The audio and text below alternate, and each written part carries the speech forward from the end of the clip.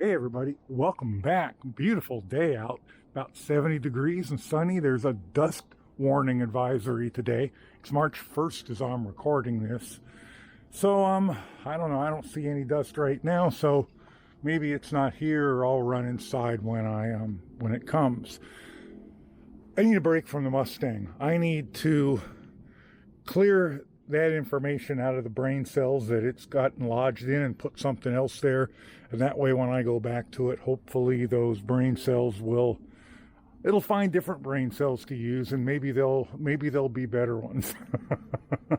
I'm sure some of you know what I'm talking about. I don't know of any better way to say it, so I'm going to come back to this just to give myself a break.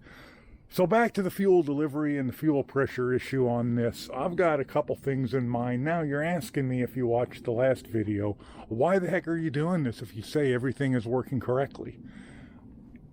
And here, let me tell you something. I don't think everything is working correctly. I think it's working. And I know the old saying, if it ain't broke, don't fix it. And don't let perfection stand in the way of good enough. And I'm a believer in that. But just as a way to clear the brain fog from the other project out, I'd like to see if I can't figure out why this isn't doing what I think it should do. I should not have zero fuel pressure at the carburetor. And the reason I'm having that is because this filter returns and there is no orifice in it. I have one coming. I'll have it later today. And I got into a bit of a heated conversation with somebody. I don't know why. It seemed like they were angry when I asked the question, but I wanted to know which ones of these have the orifice in it and which ones are free-flowing. And they told me that the one I have is, and it's not. And then finally, with a few more questions, and they got mad at me because I wouldn't trust them. And then I discovered that they weren't talking about this brand, this EcoFlow brand. They were talking about a Wix brand. And this is not a Wix. They said it should have the orifice in it, but it doesn't. It's free flowing. I've looked and I've seen it. I know it's not.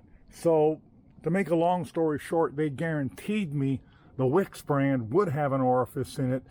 And they got mad again when I asked them how big the orifice was. And anyway, I got one of those coming, $7. It'll be here later today, and we'll try it. Another thing is, supposedly, and I don't know why, but supposedly the Spanish can't make a carburetor that can handle more than 3 psi of fuel pressure. So when I get that fixed, I'll be getting 6 to 7 psi of fuel pressure here, with the mechanical pump or with the Holly red pump I have if I decide to put it in. And apparently this needle and seat can't handle 7 psi of fuel pressure. Every American carburetor ever made can, but for some reason this one cannot. I'm not going to fight about that. It is what it is.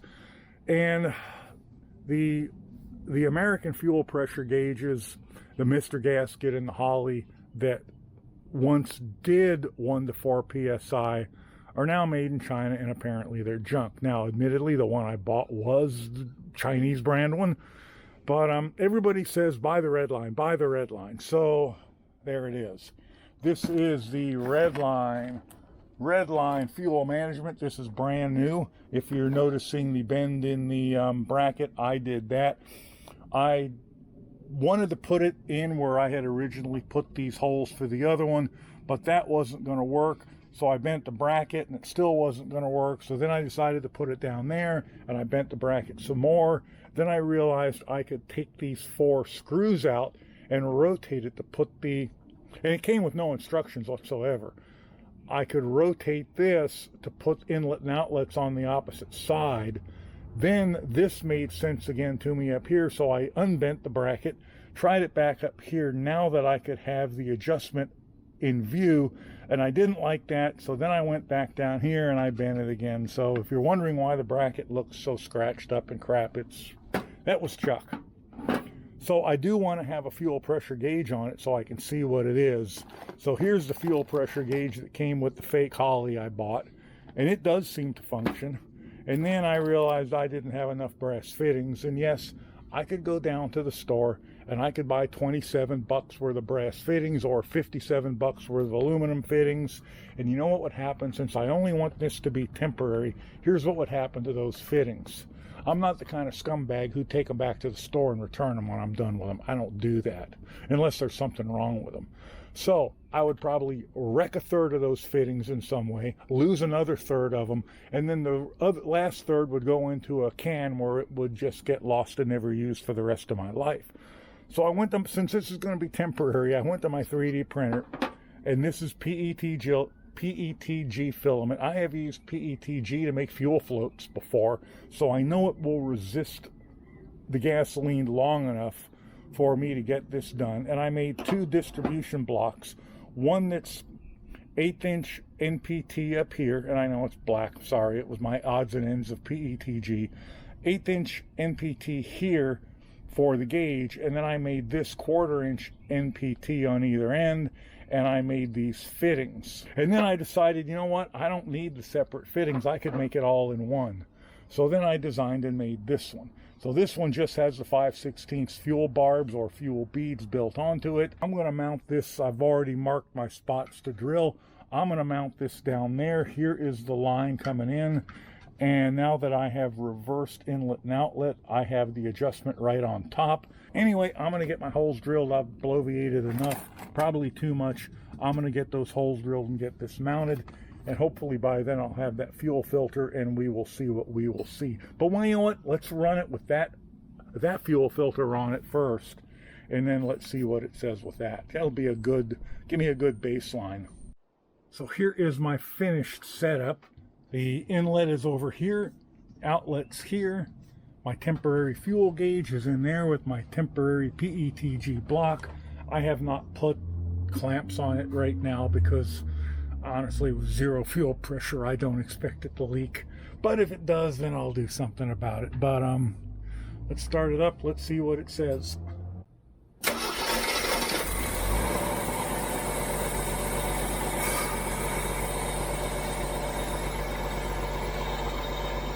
Oh, it's leaking. Okay, needs clamps, doesn't it? All right, we got some clamps on it now. About the only thing I didn't change was where the gauge threads in. So if it still leaks, that's probably the problem.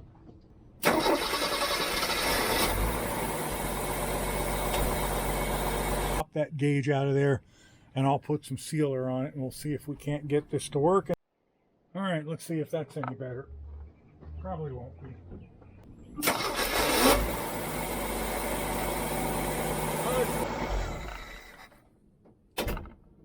All right, I hereby give up on that plan.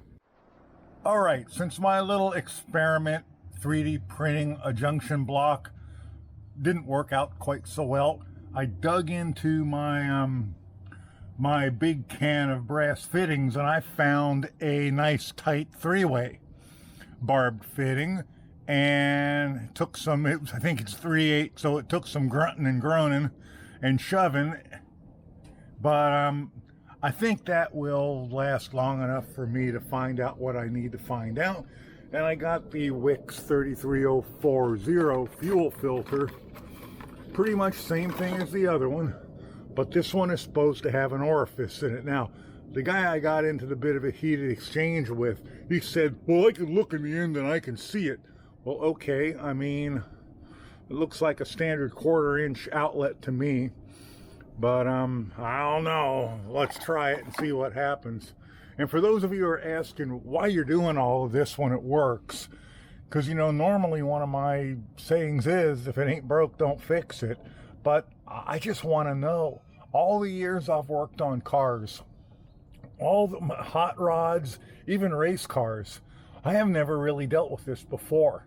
If they were carbureted cars, they had a mechanical fuel pump, sometimes a race mechanical fuel pump on one car.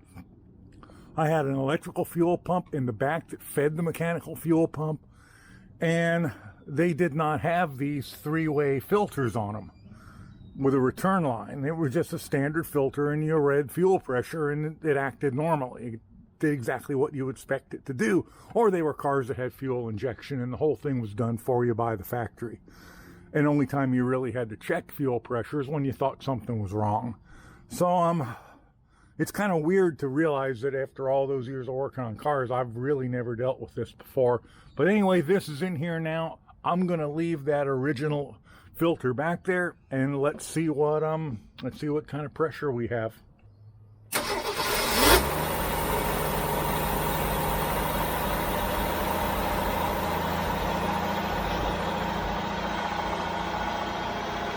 Yay, no leaks. Oh, and look, I've got 2 psi of fuel pressure.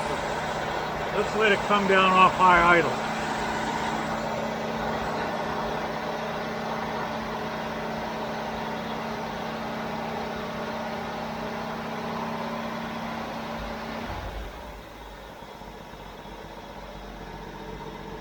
A little less than 2 psi.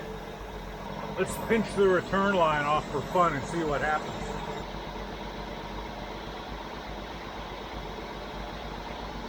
Alrighty then, let's pinch this off and get to it here. There it is. Okay, I've pinched the return line off, and now I have a steady 2 psi. Let's adjust it and go up to 3.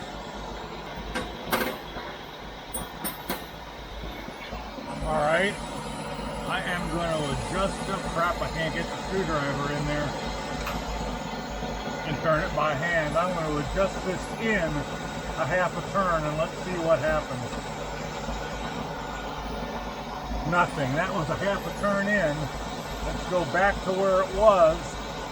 That was the position I got it in. Let's go half a turn to the out. Nothing. Another half a turn out. Oh, it's going down. Okay. Let's go back in. God dang it, I needed a different screwdriver. There we go. Now we're coming up. Alright, now I have 3 psi of fuel pressure. I'm going to tighten the adjustment up. Tighten the lock nut.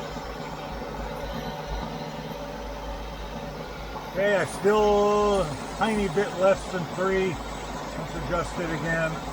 Try and get it dead on 3. Not that I even think this. Should have looked at that first.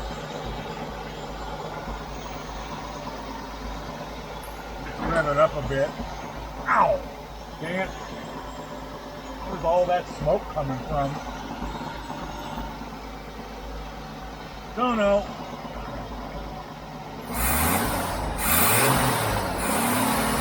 That's perfect. See if I can get the lock nut tightened there without moving it.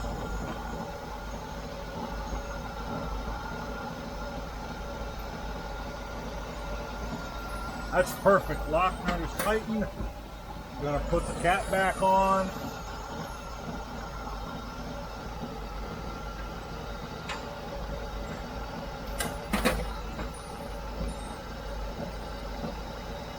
Cap back is on. Still at 3 psi. Let's unblock that return line and see what happens. Ah, come on. There it is. Okay. It's going to drop to about 2.5 and bounce. And speed the engine up.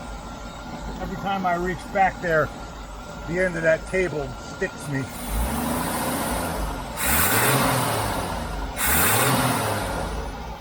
Having that return line open is going to keep me from getting the whole 3 psi. Let's swap the filter and see what happens. So looking at these two filters, the wicks on the right and that EcoFlow on the left, both of course are made in China. If I plug the outlet to the carburetor and blow into the inlet, the EcoFlow definitely takes less pressure to blow air through than the Wix does. So maybe that will let my fuel pressure come up higher. I don't know. I'm going to put it on and find out. Honestly, I think either would work fine on it, but let's put the Wix on and see what happens. Well, that's actually kind of a pain in the ass to get in there. And you've almost got to come in with a screwdriver and pry these two apart slightly, or else by the time you push the hoses up on them, there's no room to get two clamps in. The rubber's shoved completely together. That's not a great design. They needed to be further apart. And while I'm ranting, who in the hell thought it was a good idea to use spring clamps to hold a frickin' air cleaner together? Because all you do is you wind up crushing the air filter, and then the clamps get loose, and then anytime you bump into it, the clamps come off. I don't know, is there supposed to be something else in there to keep that from crushing the air filter element? Because that doesn't seem like a good way to do something. All right, it's in there. Let me put the air cleaner back on, and because I just bumped into it and the clamp started falling off. Just dumb. All right, let's start it up. Let's see if that makes a difference. I think everything is tightened.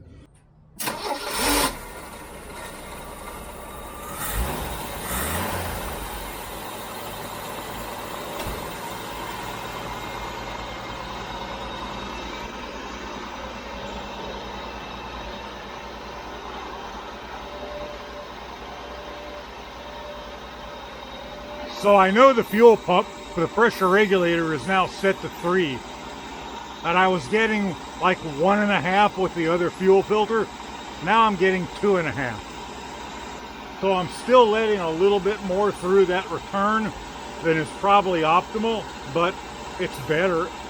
So here we are down at about my 750 RPM idle, and we are looking at just a tiny bit over 2.5.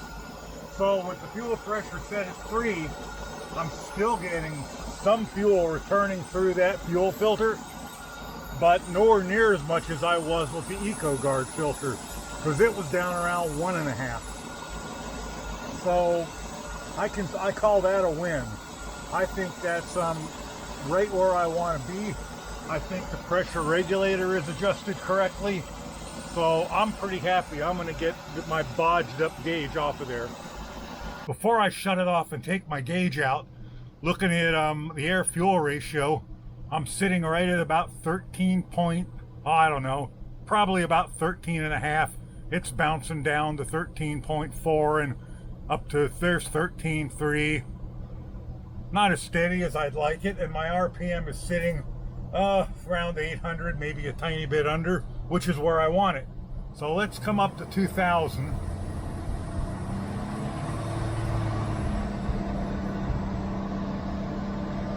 2,000, we're running about 12.2. From 12 down to 11, 9, 12, I don't know, I'd call that around 12 once it evens out. Okay. So I think I am now happy with this fuel system. I think I have learned all I need to know, and I think I understand what it's trying to tell me. One of the things is, and it's my fault, if I see a part, say like a fuel filter, and it says Wix on it, and I know it should be, I should be able to trust it, and I see it's made in China, I think, well, why should I pay twice as much for a made in China Wix as I should for a made in China part with a Chinese brand name on it? You know, it doesn't make any sense to me, but apparently it does.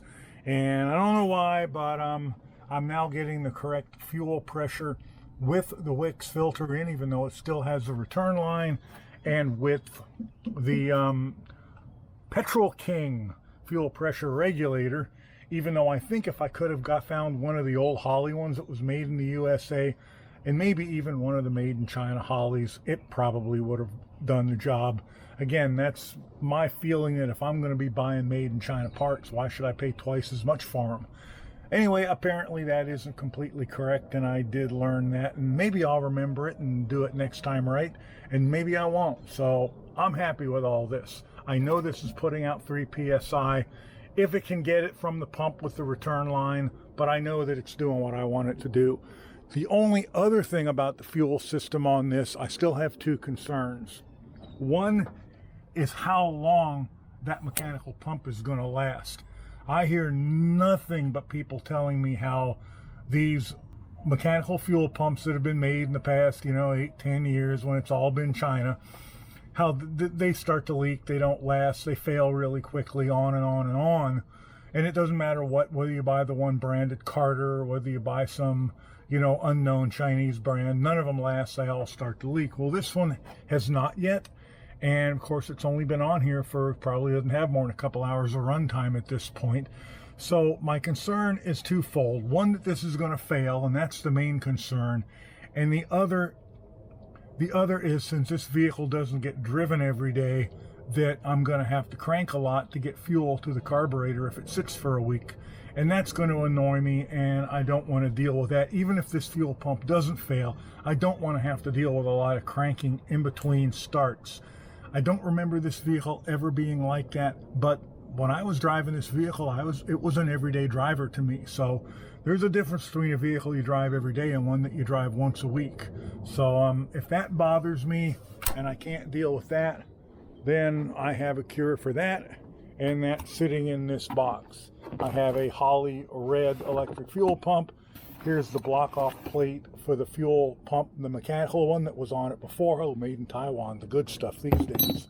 And a fan wiring kit, or a fuel pump wiring kit. I like this one because it came with a relay, and it came with a lot of wires, and supposedly they are actual copper wires. I kind of question whether that relay's worth a crap, but relays are not expensive. I can always buy a good one. Of course, the Bosch relay is probably made in China now too. Anyway, I think I'm happy with it for now. I think I'm going to go back to work on the Mustang, and I really need to get that engine apart and try and figure out what's going on with it. And I may have already done that by the time you see this video. I'm not sure what order I'm posting them all in. So thanks for watching, everybody, and I will catch you in the next one. Bye for now.